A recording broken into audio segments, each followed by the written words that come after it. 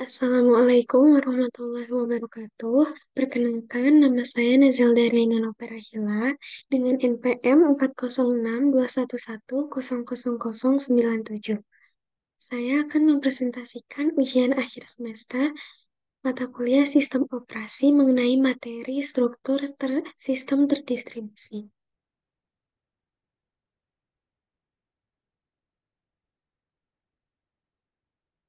Di sini ada table of contents, jadi eh, di di video ini saya akan membahas 8 poin. Yang pertama, apa itu sistem terdistribusi? Yang kedua, jenisnya.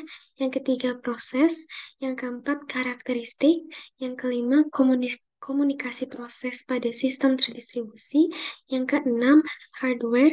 Yang ketujuh, tujuan. Dan yang terakhir, manfaat dari sistem terdistribusi. Nah, dari yang pertama ini, apa itu sistem terdistribusi? Sistem terdistribusi terdiri dari dua kata, yaitu sistem dan terdistribusi. Sistem terdistribusi adalah sekumpulan komputer mandiri yang terhubung ke dalam suatu jaringan, di mana bagi user itu terlihat hanya sebagai satu komputer. Adapun terdistribusi berasal dari kata distribusi yang merupakan lawan kata sentralisasi, yang artinya penyebaran, sirkulasi, penyerahan, pembagian menjadi bagian-bagian kecil. Selanjutnya ada jenis sistem terdistribusi. Ada berbagai macam sistem terdistribusi yang saat ini beredar dan banyak digunakan. Beberapa di antaranya, yang pertama ada Amoeba, sistem berbasis mikrokernel yang menjadikan workstation personal menjadi satu sistem terdistribusi secara transparan. Yang kedua ada Angel, sistem terdistribusi yang paralel. Yang ketiga, ada Chorus, bagian dari sistem terdistribusi mikrokernel untuk mengatasi kebutuhan komputasi tingkat tinggi. Dan yang terakhir, ada Gilunix.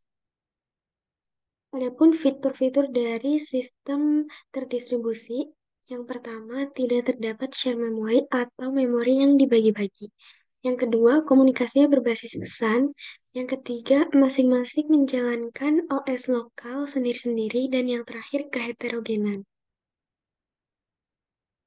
Selanjutnya ada proses sistem terdistribusi. Proses dalam sistem terdistribusi dijalankan secara bersamaan atau execute concurrently, di mana proses berinteraksi untuk bekerja sama dalam mencapai tujuan sama dan mengkoordinasikan aktivitas dan pertukaran informasi, yaitu pesan yang dikirim melalui jaringan komunikasi. Dalam sistem terdistribusi, prosesor yang dimiliki bervariasi, dapat berupa small microprocessor, workstation, mini komputer, dan lain sebagainya.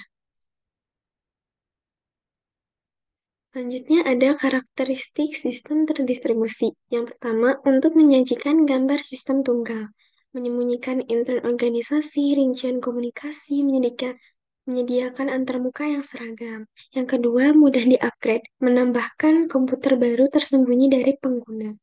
Yang ketiga, ketersediaan yang berkelanjutan. Kegagalan dalam satu komponen itu dapat ditutupi oleh komponen yang lain. Dan yang terakhir, didukung oleh middleware. Peran middleware sendiri dalam beberapa sistem penelitian awal, middleware mencoba untuk memberikan ilusi bahwa kumpulan mesin yang terpisah adalah satu komputer. Middleware juga mendukung akses tanpa batas ke layanan remote. Contoh dari middleware yang pertama ada CORBA, Common Object Request Broker Architecture. Yang kedua ada DCOM, Distributed Component Object Management. Yang ketiga RMI, Remote Method Invocation. Dan yang terakhir SOAP, Simple Object Access Protocol. Nah, selanjutnya ada komunikasi proses pada sistem terdistribusi. Merupakan sebuah proses yang dijalankan pada lebih dari satu prosesor atau komputer untuk menyelesaikan sebuah pekerjaan Secara paralel, proses sistem terdistribusi dirancang agar sebuah program dapat dijalankan pada berbagai tempat dalam satu jaringan komputer, baik LAN maupun WAN. Dalam proses sistem ini perlu adanya perpaduan dalam teknologi jaringan dan komunikasi antar jaringan. Karena selain proses yang harus didistribusikan, setiap host komputer harus menjalankan perintah yang diberikan oleh komputer utama.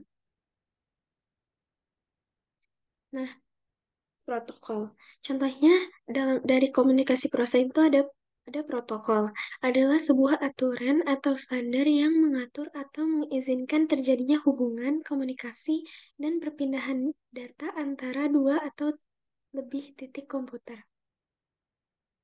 Pada saat itu, komunikasi antar komputer dari vendor yang berbeda adalah sangat sangat sulit dilakukan karena mereka menggunakan protokol dan format data yang berbeda-beda. Sehingga International Standard Organization atau ISO membuat suatu arsitektur komunikasi yang dikenal sebagai OSI atau Open System Interconnection, di mana OSI ini didefinisikan untuk menghubungkan komputer-komputer dari vendor-vendor yang berbeda. Model OSI sendiri terbagi menjadi beberapa layer. Yang pertama itu ada physical layer, dapat dilihat dari gambar yang ada di layar ini. Yang kedua, data link layer. Yang ketiga, network layer. Yang keempat, transport layer. Yang kelima, session layer. Yang keenam, presentation layer. Dan yang terakhir, application layer. Nah, selanjutnya ada hardware dalam sistem terdistribusi. Sistem operasi terdistribusi pada umumnya memerlukan hardware secara spesifik. Komponen utama dalam sistem ini adalah workstation, LAN, gateway, dan prosesor pool. Dapat dilihat di gambar yang ada di layar ini. Selanjutnya ada tujuan sistem terdistribusi. Yang pertama untuk memberikan akses bagi pengguna untuk dapat mengembangkan sumber daya sistem. Yang kedua mengatasi bottleneck, di mana tumpukan pekerjaan pada suatu terminal itu dapat didistribusikan ke terminal-terminal yang lain. Yang ketiga, mendukung layanan. Misalnya layanan penjualan dengan menggunakan terminal yang tersebar di berbagai tempat. Yang keempat, mendukung sistem kerja jarak jauh seperti work from home. Dan yang terakhir, memudahkan kerja kelompok. Dengan memudahkan data sharing dan tetap bisa memungkinkan untuk kerjasama walaupun jaraknya berjauhan.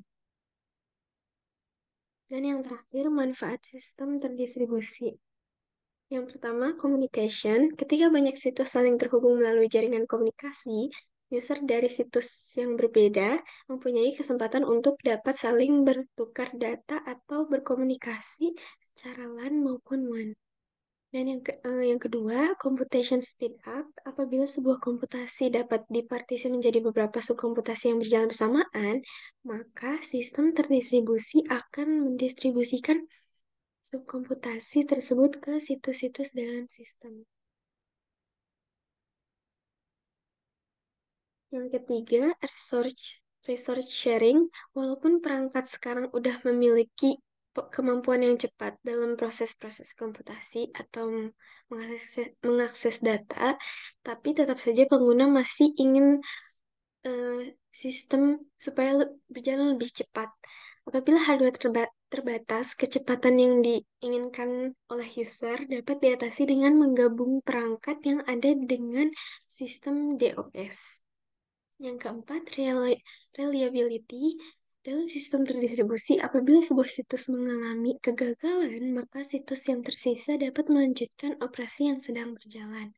Hal ini menyebabkan reliabilitas sistem menjadi lebih baik. Yang terakhir, multi-user computing. Mengizinkan banyak user untuk login dalam waktu yang bersamaan dalam waktu yang bersamaan untuk mengakses sistem. Sekian presentasi mengenai struktur sistem terdistribusi yang dapat saya sampaikan. Kurang lebihnya mohon maaf. Wassalamualaikum warahmatullahi wabarakatuh.